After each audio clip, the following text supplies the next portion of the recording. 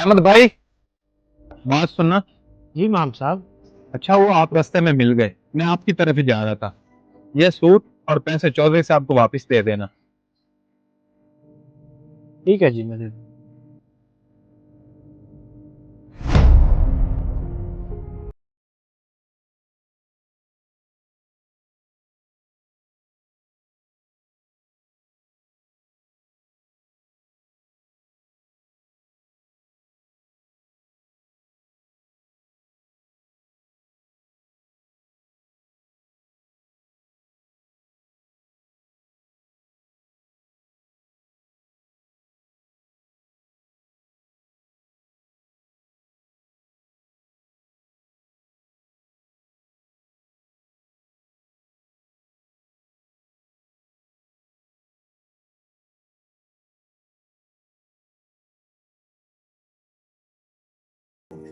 अस्सलाम वालेकुम भाई। वालेकुम सलाम इमाम साहब। भाई, ये सूट सिलाई करवाना है ईद के लिए। इमाम साहब ये सूट सिलाई हो जाएगा, लेकिन ये आपको ईद के बाद मिलेगा। ईद के बाद? जी इमाम साहब, आपको पता है ईद पर कितना रश होता है। हम तो वैसे भी 20 रोजे के बाद बुकिंग बंद कर देते हैं।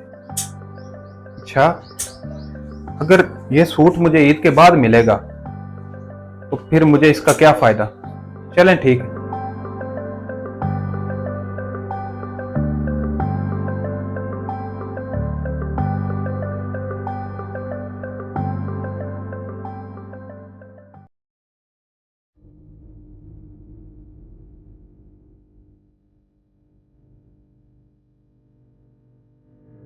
अहमद भाई, बात सुनना।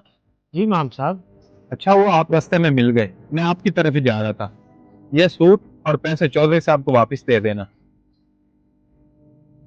ठीक है जी, मैं दे दूँ।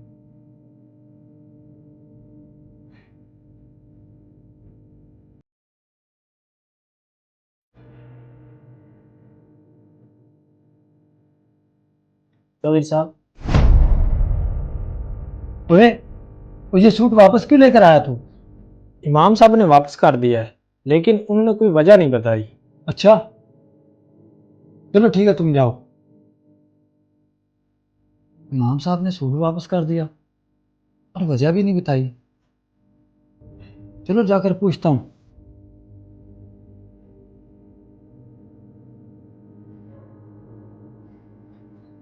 इमाम साहब, अस्सलाम वालेकुम। जी वालेकुम सलाम। इमाम साहब, आपने ये सूट वापस क्यों कर दिया?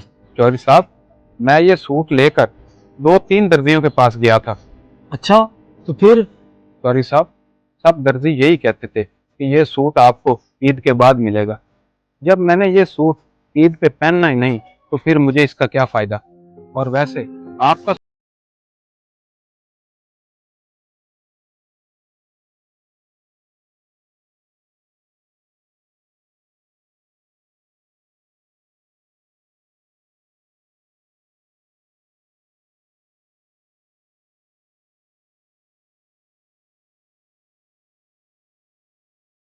साहब, और हमारे लिए दुआ करना। जज़ाकल्लाह।